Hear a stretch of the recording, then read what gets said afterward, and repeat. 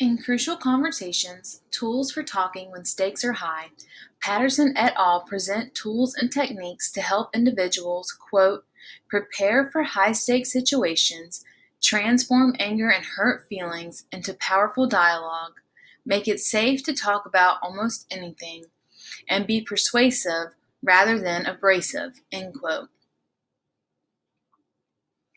In public libraries, crucial conversations take place every day.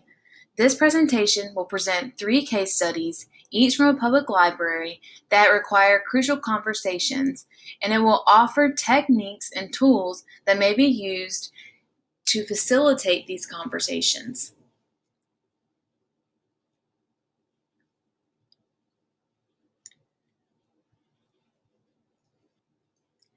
In this first case study, Diane Sexton, the library director, has asked Julia Trudge, the assistant director for central services, to develop a solution for handling the behavior of 2 men with mental illnesses who have had a habit of causing other library patrons a great deal of discomfort in the library.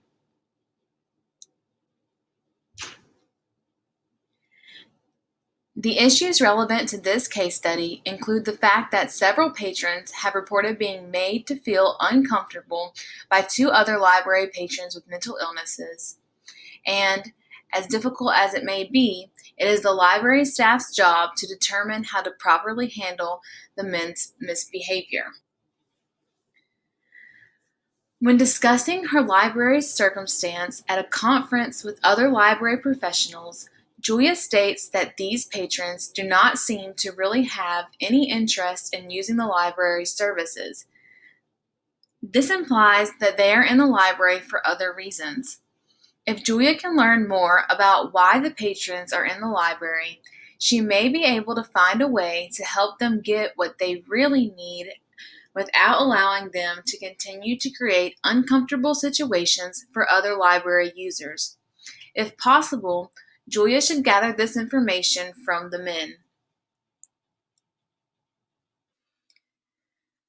To formulate a course of action for Julia, it is necessary to consider Patterson et al.'s discussion of making a safe space for discussion in Chapter 5 of their book, Crucial Conversations. If Julia plans to hold a conversation with the men who are causing issues in the library, she must be able to create a safe space for that conversation, especially after one of the men has already been forced out of the library without blatantly doing anything wrong. Alternatively, if Julia decides to take a different route and simply ask for more help in the decision process while searching for a solution, Patterson et al.'s discussion of decision-making in Chapter 9 should be considered, as well as Evans and Allyer's discussion of assessing the quality of work in Chapter 10 of their text management basics.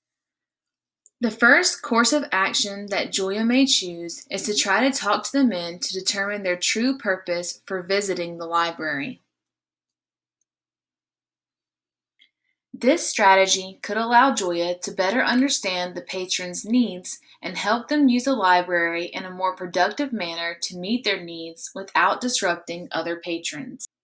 After a library patron complained about one of the men to a library staff member working the circulation desk, that staff member asked the mentally ill man to move or leave the library. This led to a heated conversation, and eventually the staff member decided to call the police. Whether or not intended, this action sent a clear message to the patron: we do not have respect for you and we do not want you here. Patterson et al. Explain that, quote, as people perceive that others don't respect them, the conversation immediately becomes unsafe, end quote. Therefore, in order to restore safety and have a conversation with the men, Julia will need to follow the steps outlined in Chapter 5 of Crucial Conversations to establish mutual respect. She can begin this process by apologizing to the man on behalf of the library. Patterson et al. Stress, quote, when you've clearly violated respect, you should apologize, end quote. Next, Julia should contrast to fix the misunderstanding. When the other librarian had the man removed from the library, she communicated that he was not welcome there. However, this was not her original intent. On the contrary, her intent was to create a more comfortable and welcoming environment in the library. Now, it is Julia's job to explain what the other librarian did not intend as well as what she did intend. For instance, Julia might explain the matter like so. What we did not intend to do is to make you feel unwelcome here. What we did intend to do was make sure that everyone in the library felt comfortable. Clearly, we failed at this and we apologize. After establishing mutual respect and contrasting to fix misunderstanding, Julia will need to establish mutual purpose. Patterson et al. Explain that, quote, crucial conversations often go awry not because others dislike the content of the conversation, but because they believe the content, even if it's delivered in a gentle way, suggests that you have a malicious intent. End quote. Consequently, a mutual purpose must be created to establish safety. Mutual purpose means, quote, that others perceive that you're working toward a common outcome in the conversation, that you care about their goals, interests, and values, end quote.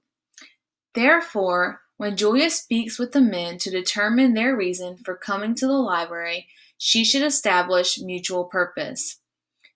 As a librarian, it is Julia's job to serve patrons of all kinds, and as human beings, these men have a right to use the library as a resource.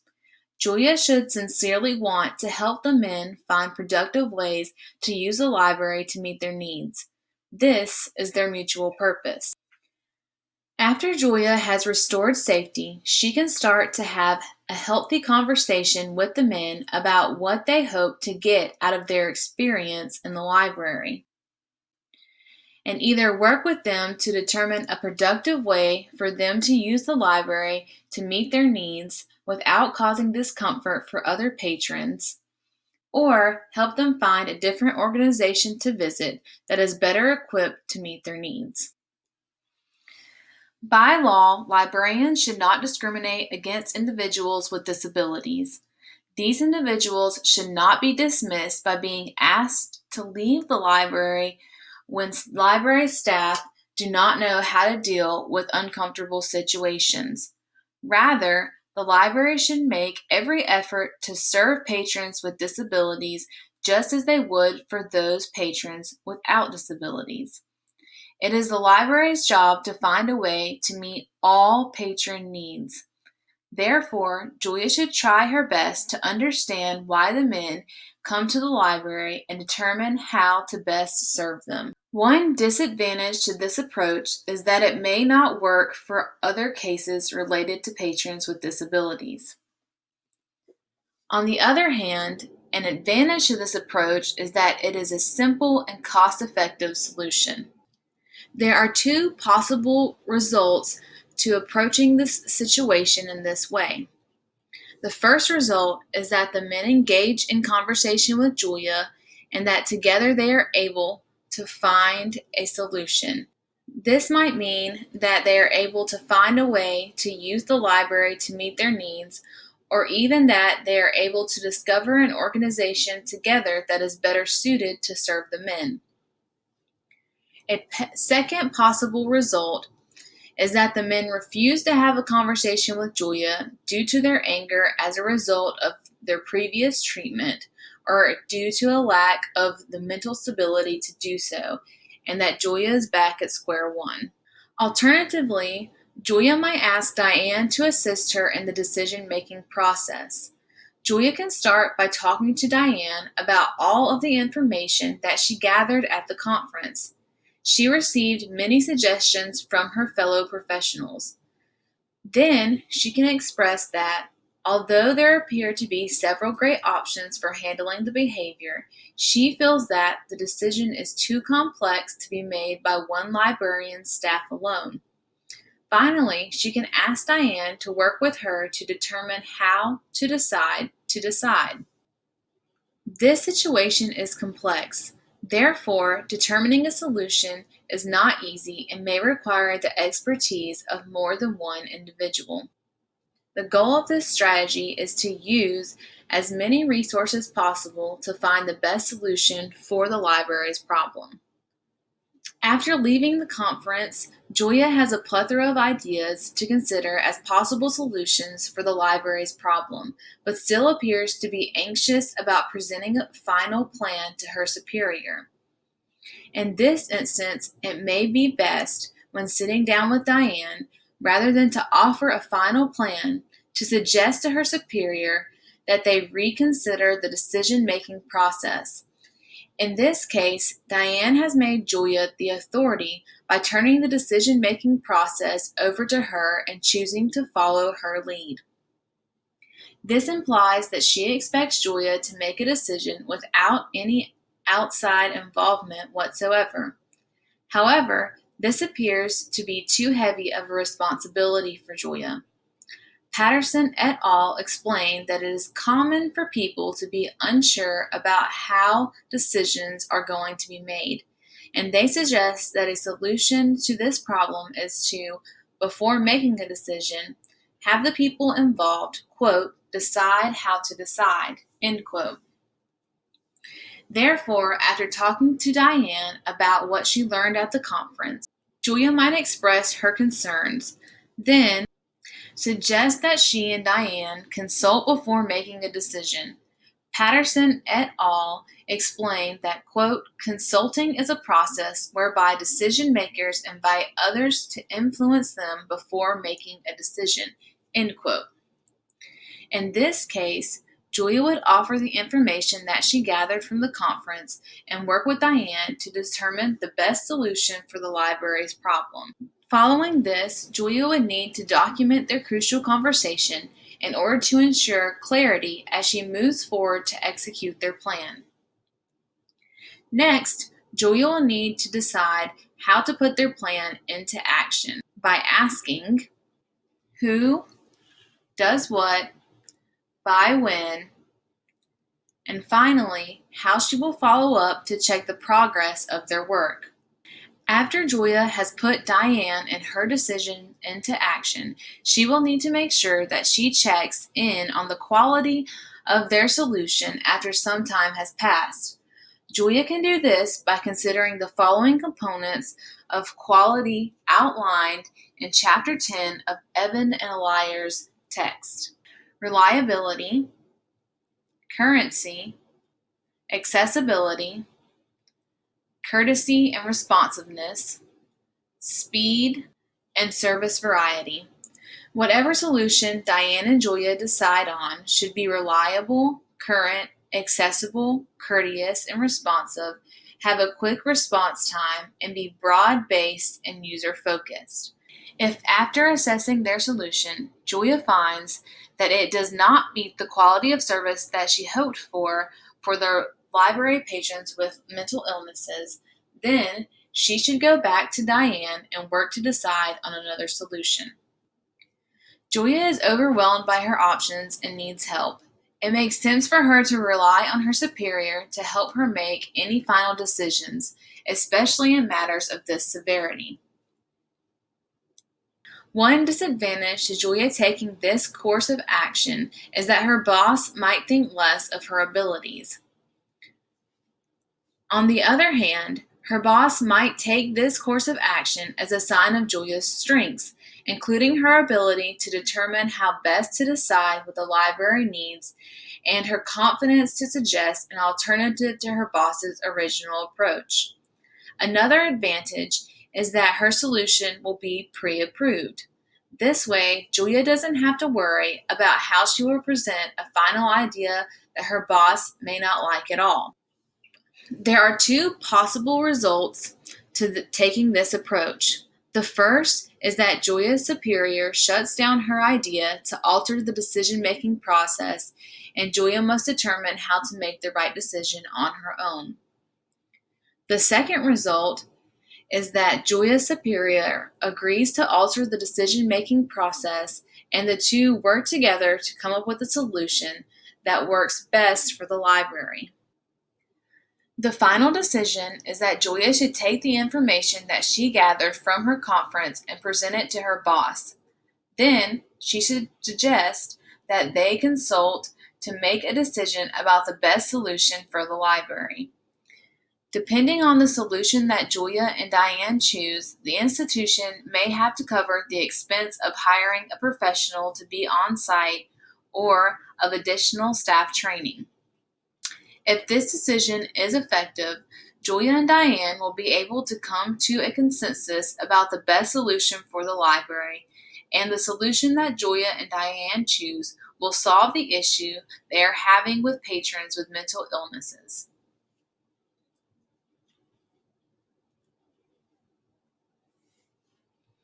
This second case study involves a lack of communication between William Baker, the city mayor, and Diane Sexton, the library director. In this case, Diane has been asked by the mayor to have her library staff develop a strategic plan for her library's growth to contribute to the development of a cohesive citywide strategic plan that outlines the city's priorities. Diane has asked Julia Trudge, the Assistant Director for Central Services, to form a team to complete this task. However, as the mayor has chosen to provide little structure for the project due to fear that it may, quote, inhibit departmental thinking, end quote, Diane has little guidance to offer the team. Diane's inability to act as an authority and provide direction for this project leads to a largely frustrated library staff as it causes the involvement of misused and unnecessary staff members in the process of developing the library's strategic plan, resulting in wasted time and effort as well as an overall feeling of a lack of appreciation for the hard work of the library staff. In order to more fully understand this case, it would be helpful to know more about the mayor's reasoning for his hands-off approach. If nothing else, knowledge of the mayor's mindset could allow Diane to better understand and communicate with her staff the mayor's overarching goal for the citywide plan. This information should come directly from the mayor. Evans and Melier insists that teamwork is most effective when the staff understand the concepts of authority and responsibility. Therefore, it is necessary that Diane's course of action helps her become the authority that her team needs. To formulate a course of action for Diane, it is necessary to consider Patterson et al.'s discussion of silence in Chapter 4 and Chapter 6 of Crucial Conversations, to determine why Diane's reaction to the issue at hand is to avoid conversation with the mayor and to determine how Diane should move forward. In Chapter 4, the authors emphasize the importance of being able to identify forms of silence so that one can realize when he or she is choosing to be silent rather than have a crucial conversation. According to the authors, being able to realize when one is choosing silence is important as it allows him or her an opportunity to step out of the situation, restore safety, and return to dialogue. In Chapter 6, the authors offer techniques for identifying and rectifying this behavior in order to move forward in dialogue, which they refer to as retracing one's steps. Once Diane is able to realize that she is choosing to be silent rather than engage in a crucial conversation and makes the effort to retrace her steps, she can start a healthy conversation with the mayor, in which she uses the techniques suggested by Patterson et al. In Chapter 5 and 9 to establish a mutual purpose in order to encourage conversation with the mayor. As previously noted, the authors explain, quote, mutual purpose means that others perceive that you're working toward a common outcome in the conversation, that you care about their goals, interests, and values, end quote. Finally, after acquiring the information that she needs from the mayor, she can and should do as Patterson et al. Also stress in Chapter 9, document her work. As the authors explain, one should not leave his hard work to memory. Rather, if he has gone to the effort to complete a crucial conversation, he should not, quote, fritter away all the meaning he created by trusting his memory, end quote. In order to resolve this matter, Diane must make an effort to gather more information about her assignment from the mayor.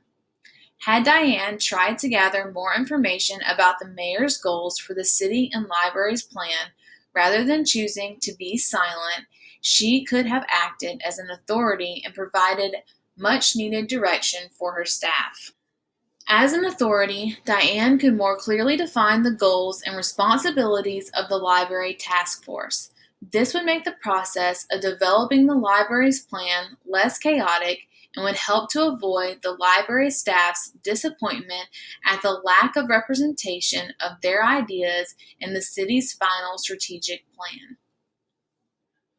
When the library was first given this assignment, Diane tried to acquire more information about the desired structure for the library's plan by emailing the city planning officer, Jerry Gladwin, but this attempt left her empty-handed. After this attempt, Diane gave up and decided to push ahead with the little information that she had, which led to chaos in her library.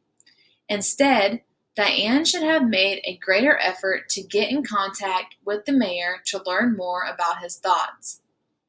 To start resolving the issue at hand, the first step is for Diane to understand that she is avoiding a crucial conversation with the mayor. Next, she needs to understand how she is feeling in order to gain control of her actions. Patterson et al. Explain that, quote, knowing what you're feeling helps you take a more accurate look at what is going on and why, end quote. If Diane can understand what emotions are making her hesitant to speak to the mayor herself, she can better understand how to move forward. After getting in touch with her feelings, Diane will need to analyze her story. She isn't really sure why the mayor is refraining from providing more structure for the library's project, and she doesn't know what might happen when she tells him that his hands-off approach is causing a bit of chaos. However, her avoidance of the conversation with him indicates that she might believe that the mayor will not respond well to criticism. It is important for Diane to avoid making such assumptions and stick to the facts. The facts of the situation are as follows. First, the mayor wants the library to form a strategic plan for growth to contribute to the long-term citywide plan that outlines the community's priorities. Second, this plan is important to the mayor as indicated by his calling for a, quote, mandatory meeting, unquote. Third, whether or not the mayor has a more structured plan in mind that he is willing to share is actually unknown, as Diane has never heard directly from the mayor. With this information in mind, Diane is prepared to enter a healthy conversation with the mayor. In this conversation, Diane would need to establish mutual purpose. If Diane can help the mayor understand that she believes that a crucial conversation about the mayor's thoughts concerning the city's and library's strategic plans could allow the library to devise a plan that is more aligned with the city's goals, as well as help the city publish its strategic plan sooner, she is more likely to convince the mayor to communicate his ideas with her. After all, if Diane had more structure, the librarians would not have wasted their time creating a long-winded strategic plan that the city planning officer then had to read and take the time to summarize himself before publishing the city's final product. Finally, Diane would need to document her work. It is important for her to write down everything that she learns about the mayor's ideas for the city and library strategic plans in order for her to maintain her knowledge so that she can act as the authority that her task team needs. It is important that Diane get more information about her library's assignment in order for the library to produce a sound strategic plan, and this means that Diane must talk to the mayor to get the information that she needs. Retracing her path is the most effective and productive action for Diane to pursue, as it will encourage her to start a conversation with the mayor rather than resort to silence, an action that has left her library in a state of chaos. If Diane retraces her steps, she can gain the confidence that she needs to enter a conversation with the mayor. Furthermore, if Diane can help the mayor see that she is asking him questions in order to achieve the same goal, then he will be inclined to divulge more information. Finally, in Chapter 6, Evans and Allier explain that teams should have a quote, contact manager they can turn to for guidance and assistance, unquote. Therefore, it is important that Diane document her conversation with the mayor in order for her to remember everything that she has learned so that she can be an authority for her library staff to reach out to when they are having trouble. There are two possible results for this course of action. Diane should keep in mind that building the courage to engage in this conversation and making an effort to establish mutual purpose does not guarantee that she will get the information for which she believes she has entered the conversation. As the authors of Crucial Conversations emphasize in Chapter 5, when establishing mutual purpose, one must enter the conversation truly wanting to learn more about the other person's perspective. The authors stress, quote, remember the mutual and mutual purpose. Just a word to the wise. Mutual purpose is not a technique. To succeed in crucial conversations, we must really care about the interests of others, not just our own, end quote. If Diane does this, she may leave the conversation with a better understanding of the mayor's hands-off approach rather than a better understanding of the structure for her library's plan that he has in mind. This is okay, because either way, Diane will have gained more insight and have a better understanding of the mayor's overarching goals, making the conversation a success. The final decision is for Diane to retrace her path, start a conversation with the mayor, create a mutual purpose, and document her work. There should be no cost to the institution or to the committee. In order to determine if this decision is effective, the process of completing the library's strategic plan and the city's final strategic plan should be considered. If this is the right decision, then the library will have all the information it needs to create a plan that perfectly fits into the city's final plan without editing. Another sign that this is the right decision will be the smoothness of the process of completing the library's plan. Unlike before, no library staff should be confused throughout the process, nor disappointed with the final results. This final case study involves a miscommunication between Diane Sexton, the library director, and Juan Huron, an outreach librarian. Juan appears to be frustrated with his library director for a number of reasons. For one, he suspects that he may have been chosen for his current position because of his race. He is also frustrated that Diane does not seem to think that he is ready to take on his position as an outreach services librarian. Finally, Juan is discouraged and overwhelmed by the climate of his community and does not understand how his boss expects him to take on the great challenge of an outreach program which has failed miserably before. It would be beneficial to know Diane's motives for selecting Juan for this position, as well as what she expects of Juan when he is finally able to start the job that he is hired to do. This information should come directly from Diane. To formulate a course of action for Juan, it is necessary to consider Patterson et al.'s discussion of mastering one's story in Chapter 6 of their text, Crucial Conversations. This technique will help Juan realize what he is feeling and put aside his assumptions so that he can have a much needed conversation with Diane. It is also necessary to consider Patterson et al.'s discussion of how to state one's path in Chapter 7 of their text.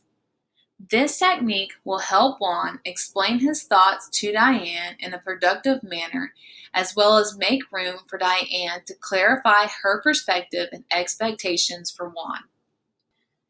In order for Juan to get clarity about Diane's perspective of him and her expectations for his work, he must attempt to have a crucial conversation with Diane. The goal of this strategy is for Juan to gain clarity and insight about his boss's decisions as well as his expected role so that he can decide whether he would like to move forward with the project or step away from the job.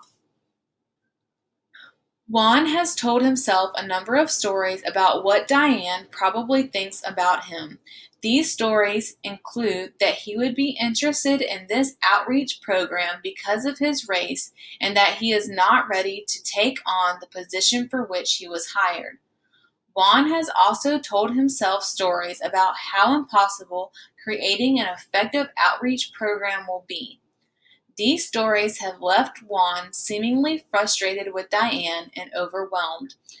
In order to get to the bottom of things, Juan will need to follow the steps outlined in Chapter 6 to retrace his steps so that he can prepare for a healthy conversation with Diane to get some clarity.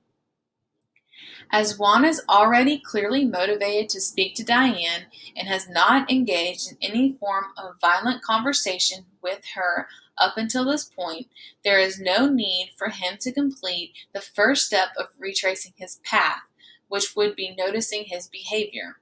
The next 3 steps, however, are crucial. First, Juan needs to get in touch with his feelings. Again, Patterson et al. Explain that, quote, knowing what you're feeling helps you take a more accurate look at what is going on and why, end quote. Currently, Juan seems to feel frustrated and overwhelmed. Next, Juan will need to analyze his story. He must stop and ask himself, quote, given the circumstance, are these the right feelings, end quote. It is important that he does not confuse his stories with the facts. After Juan analyzes his story, he will need to get back to the facts.